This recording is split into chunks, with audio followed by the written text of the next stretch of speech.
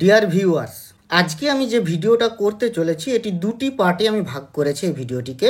প্রথম পার্টে যেটি বলবো সেটি হয়তো আপনাদের একটু খারাপ লাগবে, কিন্তু আমি বলবো আপনারা ধৈর্য ধরে শুনুন। সেকেন্ড পার্টে আমি একটা উপায়ের কথা বলবো যেটাতে আশা করা যায় সঠিক দিশা পাওয়া যাবে। এটা আমার ব্যক্তিগত মতামত, আপনারা বিচার করে দেখবেন। কারণ একটা কথা বলি, আমি যেটা বলতে চলেছি, আজকে যে জায়গায় শিক্ষকরা দাঁড়িয়ে আছেন সারা ভারতবর্ষব্যাপী, এমনকি পশ্চিমবঙ্গের শিক্ষক শিক্ষিকারা সকলেরই কিন্তু একই অবস্থা। আমার আপনার কেউ কিন্তু আমরা এই জায়গা থেকে মুক্তি পেতে পারি না। যারা হয়তো 9-10-এর শিক্ষক বা 11-12-এর শিক্ষক, তারা হয়তো আজকে ভাবছেন যে আমাদের দিতে হবে না, কিন্তু সবসময় মাথায় রাখবেন যে ভূমিকাগুলো সরকারি তরফ থেকে দেখানো হচ্ছে, বিভিন্ন সরকারি তরফ, সেটা সেন্ট্রাল হতে পারে, বিভিন্ন স্টেট হতে পারে, সেটা কিন্তু আপনারা যদি একটু বিচার করেন তাহলে দেখবেন খুব একটা ভালো পরিস্থিতিতে নেই, কেউই নেই। আপনারা একটা কথা ভেবে দেখুন, 2010 সালে নোটিফিকেশন হয় আরটি অ্যাক্ট 2009 অনুযায়ী সেন্ট্রাল থেকে। আমাদের স্টেটে এই নোটিফিকেশনটা হয় 2012 সালে। আজ 2025, 13 বছর কেটে গেছে। সবাই ঘুমিয়েছিল। কার এটা দায়িত্ব ছিল? সরকারের। সেটা যে সরকারকেই আপনি দায়ী করুন না কেন, কিন্তু সবাই ঘুমিয়েছিল। আজ সুপ্রিম কোর্ট যখন বলল, সবাই নড়ে চড়ে বসেছে। কিন্তু একবার ভাবুন, এটা কিন্তু স্টেপ প্রথম থেকেই নেওয়া উচিত ছিল। সব সময় জানবেন, অন্তত আমি মনে করি, যখন কোনো ল এনাক্টমেন্ট হয় তার একটা বিশেষ উদ্দেশ্য বা ইন্টেনশন থাকে। সেই ইন্টেনশনকে ফিল আপ করাটাই ল বা আইনের উদ্দেশ্য। আপনি যখন সেই ইন্টেনশনকে উপেক্ষা করবেন, সেটা কিন্তু খুব ভালো হবে না। কারণ কোর্টে যখন বিচার হয়, বিশেষত লক্ষ্য রাখা হয় যে কনস্টিটিউশনালি সেটা কতটা কনস্টিটিউশনকে বিহোল্ড করছে এবং তার ইন্টেনশনকে কতটা পক্ষপাতিত্ব করছে, বায়াস্ড করছে। অর্থাৎ তারা biased by parliament, intention of the parliament and constitution. তারা এটাকে আপহেল্ড করবেন সব সময়। সেখানে দাঁড়িয়ে যখন এই অর্ডারটা সুপ্রিম কোর্ট দিলেন, তাহলে আমাদের ভাবতে হবে যে আমরা ফাঁক ফোকর খোঁজার থেকে সব থেকে বেটার হচ্ছে আসল উপায় বের করা। চলুন বেশি কথা না বলে আরটি 2012 নিয়ে, যেটা আবার একটা আশার আলো দেখা যাচ্ছে সকলের ক্ষেত্রেই, যে আরটি 2012 যে সেকশন 39 সেখানে কি বলেছে এবং এটা কতটা যুক্তিযুক্ত এটি দেখুন। এটা হচ্ছে আরটি অ্যাক্ট 2012 অ্যামেন্ডমেন্ট। এই অ্যামেন্ডমেন্টে অনেক কথা বলা আছে। তার 8 নম্বর পয়েন্টে যেটি বলেছে যে after section 38 of the principal act, মানে RT 2009, the following section shall be inserted, namely এই বলেছে, আমি ওটা আসছি পরে। তো প্রিন্সিপাল অ্যাক্ট আরটি 2009-এর সেকশন 38 হচ্ছে লাস্ট সেকশন, তারপরে আর কোনো সেকশন নেই। তো তার ওই জন্যই বলেছে যে তারপরেই এই সেকশনটা 39 হিসাবে ইনসার্ট করতে। কি ইনসার্ট হবে না, if any difficulty arises in giving effect to the provisions of this act, the central government may, by order published in the official gazette, make such provisions not inconsistent with the provisions of the act as may appear to it to be necessary for removing the difficulty. এইখানে main point হচ্ছে এই any difficulty arises, যদি কোনো difficulty arises হয় in giving effect to the provisions of this act. তো basically section 38-এ এই অ্যাক্টের মাধ্যমে central government এবং অ্যাপ্রোপ্রিয়েট গভর্নমেন্ট, মানে স্টেট গভর্নমেন্ট বা ইউটির, এদেরকে একটা বিশেষ পাওয়ার দেওয়া হয়েছিল। কি পাওয়ার সেটা একটু দেখে নিই। সেকশন 38-এ দেখুন, power of appropriate government to make rules. তো এখানে অনেকগুলো পাওয়ারের কথা বলা হয়েছে যে অ্যাপ্রোপ্রিয়েট গভর্নমেন্ট কিছু রুল ফ্রেম করতে পারে, তৈরি করতে পারে। কি কি বিষয়ে? তারা বিভিন্ন নতুন স্কুল তৈরি করতে পারে, টিচারদের স্পেশাল ট্রেনিং করাতে পারে, টিচার স্টুডেন্ট রেশিও ঠিক রাখার জন্য আরও বিভিন্ন কিছু নিয়ম যা যা দরকার, এটা সেন্ট্রাল গভর্নমেন্ট বা স্টেট গভর্নমেন্ট বা ইউটি গভর্নমেন্ট, যা অ্যাপ্রোপ্রিয়েট গভর্নমেন্ট, তারা কিন্তু এই রুল ফ্রেম করতে পারে। তাদের এটা পাওয়ার ছিল বাই সেকশন 38।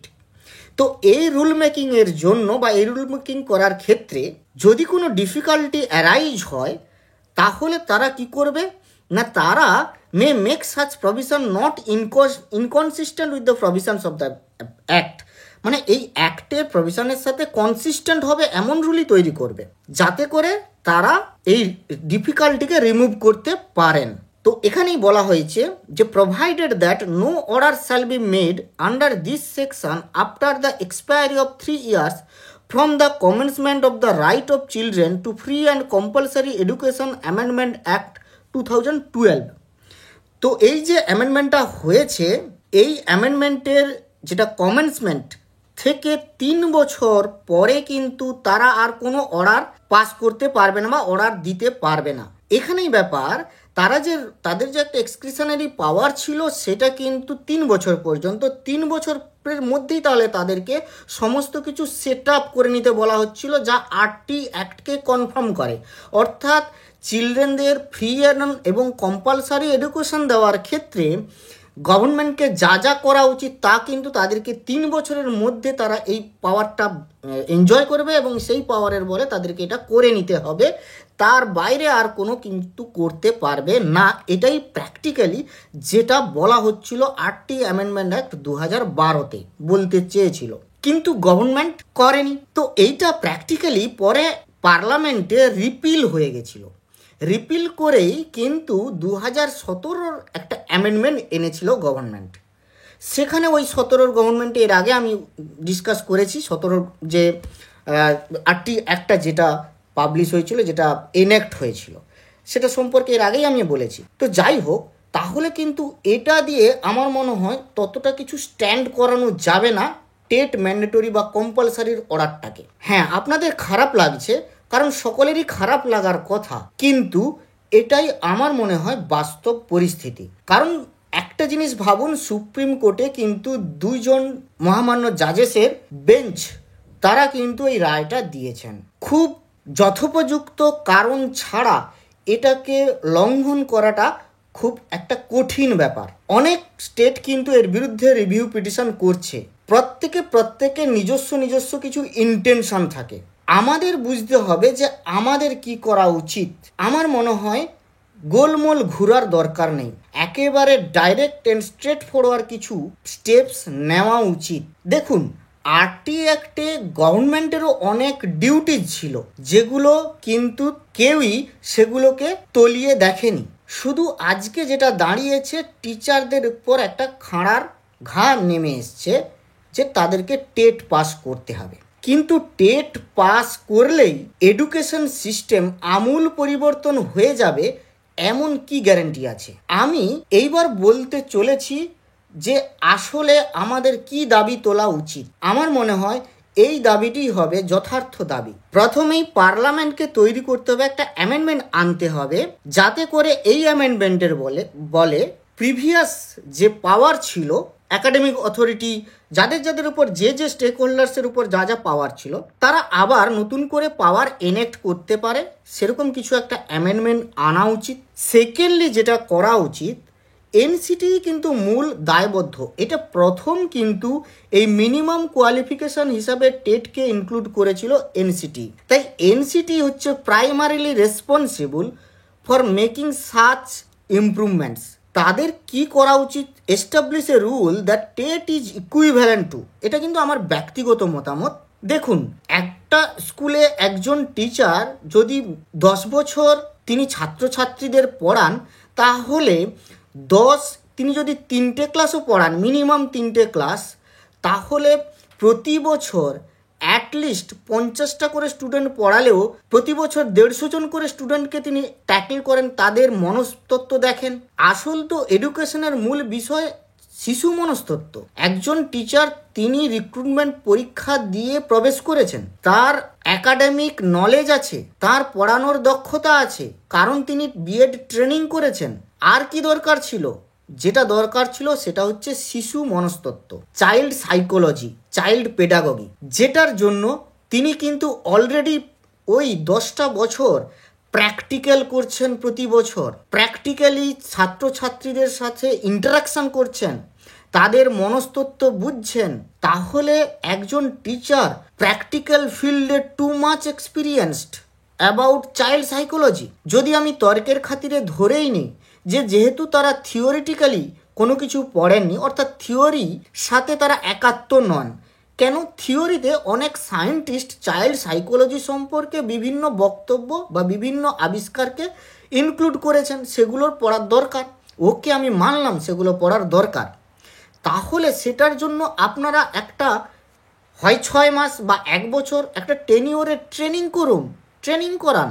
তাহলে আপনারা একটা এক্সপিরিয়েন্সের ভ্যালু দেন, একটা ট্রেনিং করান, সেই ট্রেনিংটার শেষে একটা অ্যাসাইনমেন্ট করুন, সেই অ্যাসাইনমেন্ট অনুযায়ী টিচাররা অ্যাসাইনমেন্ট জমা দেবেন, সেখান থেকে একটা রেজাল্ট বেরোবে, সেই রেজাল্ট আর এক্সপিরিয়েন্সের ভ্যালু যোগ করুন।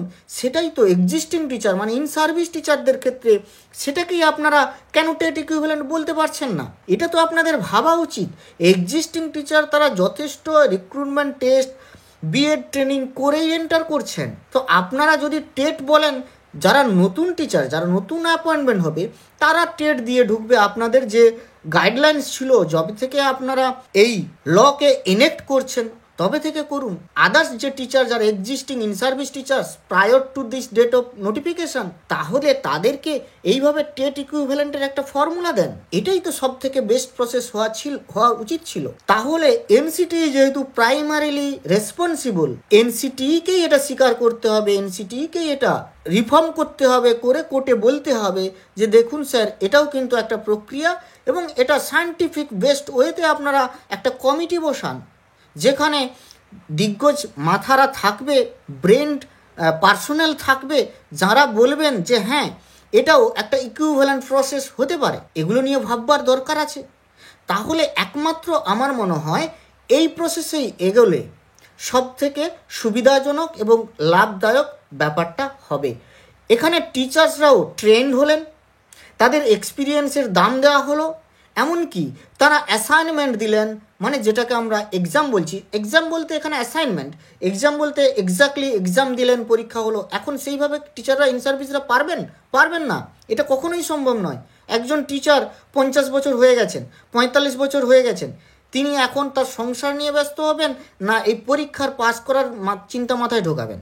এটা সকলেরই ভাবা উচিত বলে আমার মনে হয়। যারা যে স্তরেই আছেন, তারা ডাক্তার হতে পারেন, তারা উকিল হতে পারেন, তারা বিচারক হতে পারেন, তারা এনসিটির কোনো দপ্তরের কাজ করতে পারেন, সবাই এর ক্ষেত্রেই কিন্তু একই ব্যাপার। সবাইকেই যদি একটা পরীক্ষার মধ্য দিয়ে যেতে বলা হয়, সেখানে কিন্তু তাদের টেনশন বাড়বেই। একটা শিক্ষা জীবন শেষ করে কর্মজীবনে ঢুকেছেন, এগুলো ভাবার আছে। তাহলে আপনারা এটা করুন, একটা ট্রেনিং করান। ট্রেনিংয়েই তো আপনি দিয়ে দিচ্ছেন তাদেরকে থিওরিটা, তারা প্র্যাকটিক্যাল করছে, এক্সপিরিয়েন্সের ভ্যালু দিন, ট্রেনিংয়ের ভ্যালু দিন, এবং ট্রেনিংয়ের শেষে একটা অ্যাসাইনমেন্ট নিয়ে নিন। অ্যাসাইনমেন্টে তাদের একটা লাম্পসাম্প যাচাই হয়ে গেল যে হ্যাঁ তারা কি বুঝেছেন কি বুঝেননি, ট্রেনিংটা সঠিকভাবে হয়েছে না হয়নি। এই অ্যাসাইনমেন্টের একটা মার্কস অ্যাড করুন। এটা পুরোপুরি ইভ্যালুয়েশন বা এক্সামিনেশন নয়। এই ব্যাপারটা আমার মনে হয় চাপ দেওয়ানো উচিত, জোর দেওয়ানো উচিত। এটাতে সবাই রাজি হবেন না, যে যার ইন্টেনশনে আছে এটা ভাববেন। সবাই সবাইয়ের ইন্টেনশনে থাকে, উকিলের ইন্টেনশনে থাকে, বিচারকদের জায়গায় থাকেন, তারপরে সরকারের জায়গায় আছেন, এনসিটির জায়গায় আছেন। এ তার দিকে ঠেলছে, সে তার দিকে ঠেলবে। আমাদের মনে হয় একটা ওরিয়েন্টেড ওয়ে, ফোকাসড ওয়েতে এগিয়ে যাওয়া উচিত, যেটা সঠিক এবং লজিক্যাল। তো এটাই আমার বক্তব্য। আপনারা বিচার করুন, আপনারা দেখুন, চিন্তাভাবনা করুন, ভাবুন। সমস্যাটা সকলের, শুধু একজন টিচারেরও নয়, সমস্যাটা কিন্তু ছাত্রছাত্রীদেরও। কারণ এই মুহূর্তে এতজন টিচার যদি সমস্যায় পড়েন, ছাত্রীরাও টিচার স্টুডেন্ট রেশিওর অপ্রতুলতায় কিন্তু তারা ভুগবে। তো যাই হোক, চিন্তা করবেন, ভাববেন, ভালো থাকবেন, সুস্থ থাকবেন। ধন্যবাদ।